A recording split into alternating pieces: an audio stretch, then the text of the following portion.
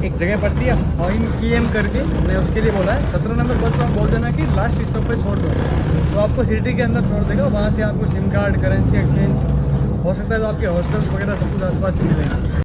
तो लोग गाइस कैसे हो, मेरा नाम है निर्मल और अभी हम खड़े हैं आईजीआई के टर्मिनल 3 पर, यानी कि न्यू दिल्ली के अंदर। और हमारी फ़्लाइट आने वाली है भाई हनोई के अंदर, यानी कि वियतनाम के अंदर। एक्चुअली मैंने वियतनाम एयरलाइंस में टिकट बुक की है, आप किसी भी एयरलाइंस में कर सकते हो। यहाँ पर डायरेक्ट केवल 2 ही फ़्लाइट चलती है, वियतनाम एयरलाइंस की और एक चलती है वियत जेट की। भाई वियत जेट जो है वो लो कॉस्ट एयरलाइन है, जैसे अब थाई एयरवेज होती है उस टाइप की एयरलाइन है, जिसमें आपको खाना वाना कुछ नहीं मिलता, उसके लिए हर चीज़ के लिए आपको एक्स्ट्रा देना पड़ता है। जबकि वियतनाम एयरलाइंस है वो एक फुल सर्विस एयरलाइन है, जैसे अपने इंडिया में विस्तारा होती है ना, वैसे ही इसके अंदर फूड भी इंक्लूड होता है। इसके अलावा यहाँ पे ड्रिंक्स भी सर्व की जाती है, इसमें आपको ब्लैंकेट भी देते हैं और भाई इज्जत भी देते हैं। मेन बात तो ये है, प्राइसेस का काफ़ी डिफरेंस है। मैंने ये जो वियतनाम एयरलाइंस बुक की है इसके लिए मैंने पे किया है 10,800 रुपीज़ के आसपास, जो कि 1 वे टिकट है, रिटर्न नहीं है। लेकिन जो वियत जेट की फ़्लाइट है वो भाई वो आपको वियतनाम छोड़ देती है लगभग 6,000 रुपीज़ के आसपास, और कभी कभी ये 5,500 के आसपास भी मिलती है। डिफरेंस खाली यही है कि उसके अंदर जो केबिन बैगेज है उसके अंदर लिमिट होती है, आप 7 kg से ऊपर नहीं ले जा सकते, जबकि इसके अंदर बैगेज इंक्लूड होता है। केबिन के अंदर 7 kg है और जो चेक इन बैग है वो लगभग 23 kg के आसपास है, तो वो भी इंक्लूड होता है। इसके अलावा फूड भी इंक्लूड होता है। तो मेरा यही मानना है कि आप एक फुल सर्विस एयरलाइन बुक करो, चाहे 1,500 एक्स्ट्रा लगे, लेकिन आपको कोई झंझट नहीं रहेगी। ये मेरी फर्स्ट इंटरनेशनल ट्रिप है। इससे पहले मैं नेपाल जा चुका हूँ, लेकिन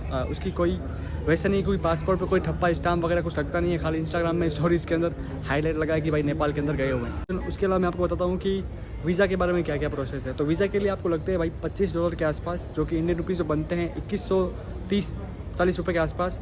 और अगर आपके पास कोई इंटरनेशनल या फिर कोई फॉरेक्स कार्ड नहीं है तो आपको हो सकता है 100-200 ऊपर लगे, यानी कि आपको 2300-2400 के आसपास पड़े। लेकिन अगर आप किसी फॉरेक्स कार्ड जैसे कोई नियो कार्ड है, मैंने नियो कार्ड से पेमेंट किया था बेसिकली, तो मेरा खाली 2155 रुपये कटा था, यानी कि $25 ही मान लो ओवरऑल, क्योंकि कुछ एक्स्ट्रा कटा नहीं। और वो फॉरेक्स कार्ड है, वैसे भी तो 3% सरचार्ज जो लगना था वो मेरा उसके अंदर लगा नहीं। वीज़ा के बारे में, वीज़ा काफ़ी सिंपल है, आपको पासपोर्ट चाहिए। इसके अलावा आपको यहाँ पे बताना पड़ेगा कि आप कहाँ पे रुक रहे हो, उसका आपको एड्रेस भी देना पड़ेगा रुकने का। एड्रेस के बाद आपको ये भी डालना पड़ेगा कि आप कितने तारीख को जा रहे हो, और जैसे ही आप अपनी जो डिपार्चर तारीख डालोगे उसके अंदर वो 30 दिन वहीं से कैलकुलेट कर लेगा आपके आने तक का। जैसे मान लो मैंने वीज़ा बुक किया था वो 26 तारीख को अप्लाई किया था, तो मुझे 26 तारीख से लेकर के नेक्स्ट जो 27 तारीख है, 27 जुलाई 27 जुलाई उस तक एंट्री है, तो मुझे 27 जुलाई तक मुझे वियतनाम कंट्री को लीव करना पड़ेगा। तो ये हो गई वीज़ा के बारे में, सिंपल प्रोसेस है, आप ऑनलाइन अप्लाई कर सकते हो। मैं इसकी लिंक वेबसाइट के अंदर दे दूंगा। एयरपोर्ट का क्या क्या प्रोसीजर है, तो एयरपोर्ट पे सबसे पहले मैंने एंट्री ली थी।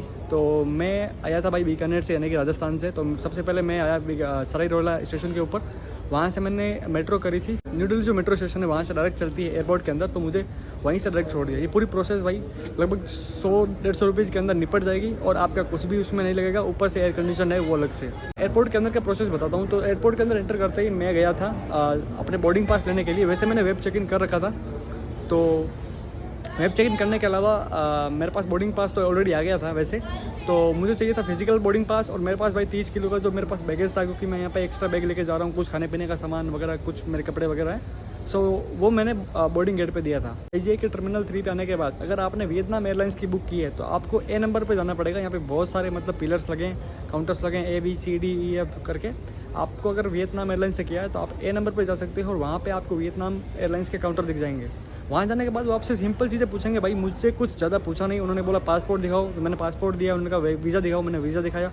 उन्होंने कहा कि रिटर्न फ्लाइट टिकट, मैंने कहा हाँ वो भी है, तो मैंने वो भी दिखा दी थी। और इसके अलावा उन्होंने कहा कि होटल बुकिंग्स दिखाओ, तो मैंने booking.com से नॉन पेड बुकिंग कर रखी थी, जो कि कंफर्म थी। उसका भी प्रिंट आउट दिखाया। हाँ, इन सब का आपको प्रिंट आउट लगेगा, आपको कोई भी सॉफ्ट कॉपी यानी कि आप मोबाइल से नहीं दिखा सकते, सबका आपको प्रिंट आउट चाहिए। और उसके बाद उसने पूछा कि भाई कितना कैश लेके जा रहे हो, तो मैंने कहा $300 मैं कैश आगे से एक्सचेंज करा लूँगा, और 500 से $600 के आसपास मेरे जो नियो कार्ड है उसके अंदर पड़े। मैं चाहूँ तो आपको दिखा भी सकता हूँ। उसके अलावा मेरे क्रेडिट कार्ड, डेबिट कार्ड वगैरह भी जो है वो मेरे पास पड़े। मैंने अपने सीनियर से कंफर्म किया, फिर उसने मुझे बोर्डिंग पास इशू कर दिया, और मेरा जो चेक इन बैगेज है वो वहीं पे रख लिया। तो इंटरनेशनल डिपार्चर के जोन 3 के अंदर मैं गया। वहाँ पे घुसते ही सबसे पहले मेरा इमिग्रेशन हुआ था। इमिग्रेशन मेरे एक लेडी ने किया था भाई, कोई भीड़ नहीं थी, सीधा मतलब 10 मिनट के अंदर इमिग्रेशन हो गया था। उसके अंदर उसने मुझे पासपोर्ट मांगा, मैंने पासपोर्ट दिया। उसने वीज़ा मांगा, मैंने वीज़ा दिया। इसके अलावा उसने कुछ मांगा ही नहीं। मतलब मेरे पास रिटर्न टिकट भी थी, होटल बुकिंग भी थी, कुछ था, तो उसने कुछ मांगा नहीं। करेंसी का भी मुझे नहीं पूछा। तो मैं कहता हूँ इमिग्रेशन वॉज वेरी स्मूथ। खाली पासपोर्ट मांगा और मेरा वीज़ा मांगा, क्योंकि मेरा पासपोर्ट भाई एकदम फ्रेश था, कोई भी ट्रैवल हिस्ट्री नहीं थी उसके अंदर। मैं किसी भी कंट्री में पहले घूम नहीं चुका हूँ, कोई भी उस पर ठप्पा नहीं था। तो उसने थोड़ा सा देखा लेकिन उसके बाद उसने वहाँ पे लगा दिया। इमिग्रेशन क्लियर होने के बाद मैं गया सिक्योरिटी चेक इन में, वो आपको पता है कैसे होता है, मैं सारी क्लिप्स यहाँ पे लगा दूंगा। सिंपल सा आपका जो केबिन बैगेज यानी कि जो आप केबिन के अंदर लेके जाओगे, फ्लाइट के अंदर लेके जाओगे, छोटा सा जो बैग होता है, क्योंकि मेरे पास क्या है, लैपटॉप है, ट्राइपॉड वगैरह है और भी चार्जिंग पावर बैंक वगैरह है, तो वो मैं केबिन के अंदर लेके जाता हूँ, क्योंकि भाई 4 घंटे की फ्लाइट है और उससे आगे चलते रहो और फिर बहुत सारे गेट आएंगे, 1 से लेकर के 20-25 जितने भी गेट है वो सब आएंगे। और आपके बोर्डिंग पास पे मान लो जैसे मेरे ऊपर लिखा है 20B, तो मैं 20 वाले के अंदर बैठ गया और उसके अंदर आमने सामने भी आई थिंक वो होता है, तो जो ए है आप उस तरफ जाना। अगर आपका ए लिखा है तो जैसे मेरा जो बोर्डिंग पास है उसमें लिखा है 20B, तो मेरा जो बी साइड वाला है तो आई थिंक वो बी होता है राइट साइड के अंदर। तो आप एयरपोर्ट के ऊपर आप देख सकते हो जिस तरफ भी है, आपका जिस तरफ है आप उस तरफ जा सकते हो। जैसे मान लो मेरा जो फ्लाइट के जो डिपार्चर टाइम है वो 11:35 है और जहाँ पे मुझे बोर्डिंग गेट पे पहुँचना था ये सब प्रोसेस हुआ और अभी मैं गेट पे हूँ, वेट कर रहा हूँ मेरी फ़्लाइट का। मैं आपको फ़्लाइट भी दिखाऊँगा, आगे फ्लाइट के अंदर का एक्सपीरियंस भी दिखाऊँगा और वहाँ पहुँचने के बाद क्या क्या होता है वो सब भी दिखाऊँगा। तो भाई अभी मैं अपने बोर्डिंग गेट पे पहुंच गया हूं जो कि 20B है। यहाँ से अपनी हनोई के लिए जो फ़्लाइट है वियतनाम एयरलाइंस की, वो बोर्डिंग एक्सेप्ट करना स्टार्ट करेगी 10:45 के आसपास और जो फ्लाइट का डिपार्चर टाइम है 11:35 है। देखते हैं फ़्लाइट कैसी होती है।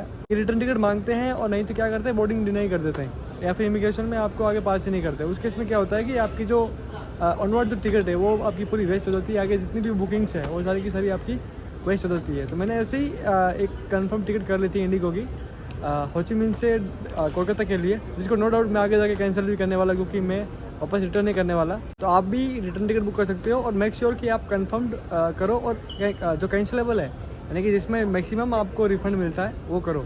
मेरे केस में मैंने 11,000 दिए थे रिटर्न टिकट के लिए, जिसमें इंडिगो 1,000 काटेगी और 10,000 के आसपास मुझे वापस रिफंड कर देगी। तो ये कुछ केस है, बाकी देखते हैं, फ्लाइट ऑनबोर्ड करते हैं। 30 मिनट के डिले के बाद हमारी फ़्लाइट की बोर्डिंग शुरू हुई है। ये हमारी फ़्लाइट के अंदर बोर्डिंग करने जा रहे हैं भाई, जो कि कुछ ऐसी दिखती है। और ऑलरेडी मैंने आपको बोला कि 30 मिनट का डिले है। हमारा पासपोर्ट हमारे पास है। ये कुछ हमारी सीट है, सीट पे अपन पहुँच गए। ये आपके सामने एक एलईडी है जिसके अंदर पता नहीं क्या चल रहा है। और लेग रूम काफ़ी सही है यार, मतलब बेटर है। और साथ में हमें ब्लैंकेट मिली है, एक पिलो मिला है और काफ़ी कंफर्टेबल सीट है, काफ़ी अच्छा स्पेस है। तो भाई मेरा खाना आ चुका है। इसके अंदर मैंने वेज हिंदू मील ऑर्डर किया था। इसके अंदर राजमा है, चावल है और पनीर की सब्ज़ी है। साथ में इसके अंदर एक बन भी है और बटर भी है जिसको मैं खा सकता हूँ, और कुछ सैलड भी है और फ्रूट्स भी है। और साथ में उन लोगों ने स्प्राउट्स भी दिए हैं और पानी भी था, ड्रिंक्स भी इसमें अलाउ थी, तो मैंने कोल्ड ड्रिंक ली थी।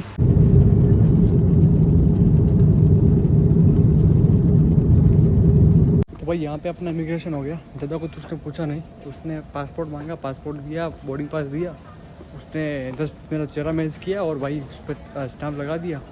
आगे देखते हैं क्या होता है, अपना सामान कलेक्ट करते हैं। अभी हम एयरपोर्ट से जाएंगे सिटी सेंटर के अंदर, जिसके लिए हमारे पास 2-3 ऑप्शन थे। पहला ऑप्शन था कि हम ग्रैब टैक्सी बुक करें या फिर ग्रैब जो बाइक होती है वो बुक करें, ग्रैब से, गोजेक से, इन सब से। सेकंड ऑप्शन हमारे पास ये था कि हम यहाँ से जो बस चलती है सिटी सेंटर के लिए वो लें। मैं प्रेफर करता हूँ भाई पब्लिक ट्रांसपोर्ट बढ़िया है अगर पैसे बचाने हैं तो, क्योंकि मुझे आगे लंबा ट्रैवल करना है और मैं भाई यहाँ पे अगर पैसे एंड कर दूंगा तो आगे मैं अपनी ट्रिप को कंटिन्यू कैसे रखूँगा। तो भाई साहब एयरपोर्ट से हमने ली 17 नंबर की बस, बहुत ही कम प्राइस के अंदर, आई थिंक 8-9 हज़ार इंडिया के अंदर छोड़ देगी। इंडियन रुपीज़ के अंदर 20-30 रुपये होते हैं। मेरे पास है 4 लाख वियतनामी डोंग के आसपास, क्योंकि मैंने यहाँ से करेंसी एक्सचेंज की है, जो कि यहाँ के एक बैंक है ACB बैंक करके, क्योंकि यहाँ से मुझे सिम कार्ड लेनी थी। तो सिम कार्ड का जो पेमेंट है भाई मुझे डोंग में करना था, तो 2.5 लाख वियतनामी डोंग देके भाई अपन लोग सिम ले रहे हैं। यहाँ पे बेसिकली सिस्टम क्या है, कोई पासपोर्ट की रिक्वायरमेंट नहीं है, आपको डेटा मिल जाएगा, आपको खाली वियतनामी डोंग देना है। मैंने यहाँ पर 2.5 लाख डोंग दिए और एक सिम कार्ड ली है, इसके अंदर भाई 75 GB इंटरनेट है और पर दिन भाई 5 GB के आसपास है 15 दिन के लिए। कोई कॉल वॉल कुछ नहीं, कोई डॉक्यूमेंट नहीं, सिर्फ पैसा दो, सिम लो, दैट्स इट। देखो भाई सिम कार्ड देती है भाई 75 GB इंटरनेट है, 5 GB पर डे मिलेगा 15 दिन के लिए। तो हेलो भाई, आगे हैं अपनी प्रॉपर्टी के अंदर यानी कि मेड मंकी के अंदर, जिसके अंदर हमें चेक इन मिलेगा 2 बजे के आसपास और अभी बज रहे हैं भाई 12 बजे, तो हमें 2 घंटे ऐसे ही बैठना पड़ेगा। एक्चुअली हम 9 बजे यहाँ पे आ गए थे और 9 बजे से लेकर 3 घंटे हो गए अभी तक यहीं पे बैठे हैं। ये प्रॉपर्टी हमने बुक की थी booking.com से सिर्फ 530 रुपये के अंदर। यस, आप booking.com, हॉस्टल वर्ल्ड और मेड मंकी की ऑफिशियल साइट से भी कर सकते हो या फिर आप यहाँ पर आके भी कर सकते हो। 530 में ब्रेकफास्ट भी इंक्लूड मिलता है। अगर आप वेज खाते हो तो आपके लिए फ्रूट सैलड है, अगर नॉनवेज खाते हो तो फिर आपके लिए भाई है ही सब कुछ। और इसके अलावा भी आप जो खाना वाना जो है ड्रिंक्स वगैरह आप ऑर्डर कर सकते हो। यहाँ के अंदर इन हाउस रेस्टोरेंट भी है और करते हैं भाई रेस्ट और शाम को निकलते हैं सिटी एक्सप्लोर करने के लिए। भाई इस ब्लॉग को अपन यहीं एंड करते हैं, क्योंकि हमने इंडिया से शुरू की थी, न्यू दिल्ली से, और यहाँ हमें फ्लाइट और पासपोर्ट, इमिग्रेशन वगैरह सब कुछ हो गया।